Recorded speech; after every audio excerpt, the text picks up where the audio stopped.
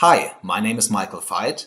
I'm Technology Evangelist at Sophos, and I'm going to show you how modern endpoint security software protects against modern threats. On this client, I got installed the Sophos Endpoint Protection Advanced client alongside Sophos Intercept X, our next generation endpoint client. So I got file level protection with deep learning and traditional methods. I got controls on the user as well as certain runtime protection functions. And I'm going to show you how this layered approach protects against different infection vectors.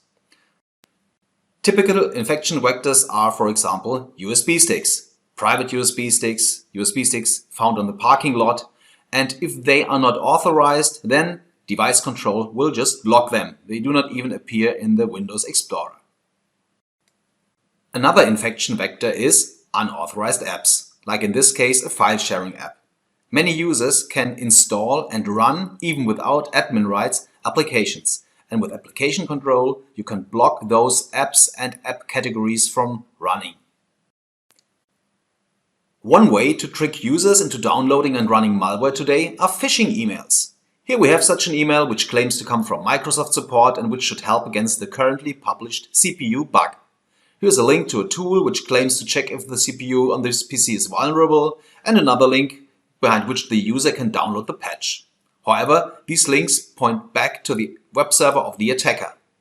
Clicking on the patch download link, well, we see that the browser opens and web control blocks the access to the website, which is categorized as hacking because it's known to distribute malicious content. In order to be able to download this patch, I need to switch off this protection layer, which I'm doing right here. Web control is disabled. Now I'm able to download this file from this location. But as soon as the file is written to the file system, our file scanning kicks in, and here the machine learning, deep learning engine has detected that this file is malicious and blocks access to it and of course also execution.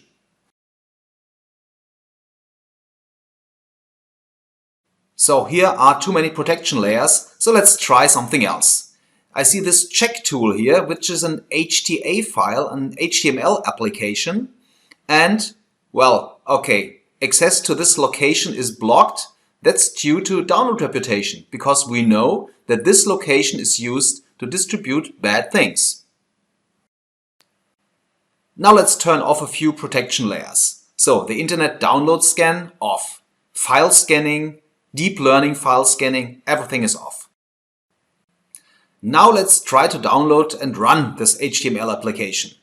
Okay, it's downloaded, but oh well, another protection layer. The script analysis of our host intrusion prevention system says there's something bad in it. Now let's turn off the next protection layers, including malicious traffic detection and the host intrusion prevention system, which includes the script analysis. Okay, now from my browser I should be able to download the HTA application, and I try to launch it from within the browser and see what's happening. The browser is terminated because of the process lockdown, because if we have protected applications like the Chrome browser trying to start certain scripts, we block this and prevent infections this way. So let's try to get around that protection layer too, and let's run the HTA script directly from the downloads folder.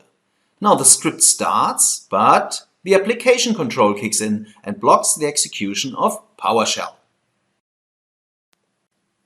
You see that it's quite hard for an attacker to get a foothold on the client.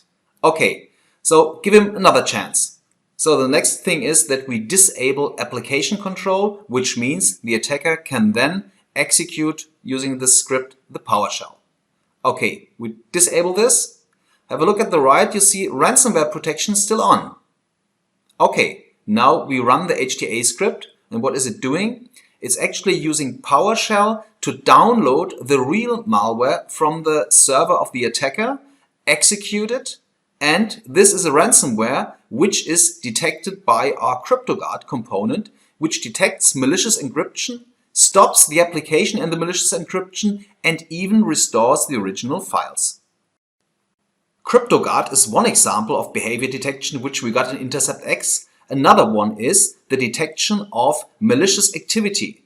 Here I got another malicious HTA script, and when I start it, actually I open up a back connection to the attacker's command and control server. As a command and control server, I am using Kali Linux distribution. Now I have a back channel connection to the Windows 10 client, and I can now up and download and run files, make screenshots, capture keyboard commands. I want to go even further and steal passwords from memory or password hashes from the registry. As an attacker, I've just extended my rights and I got system rights. But now I try to steal the password hashes from memory or registry, I get an access denied, because another protection layer against credential theft in Intercept X prevented me from this. A message on the client tells me that credential theft has been prevented. These were a few examples how attackers try to get access to a system and how Intercept X together with Sophos Endpoint Advanced provide many layers of protection in the whole attack chain. Thanks for watching.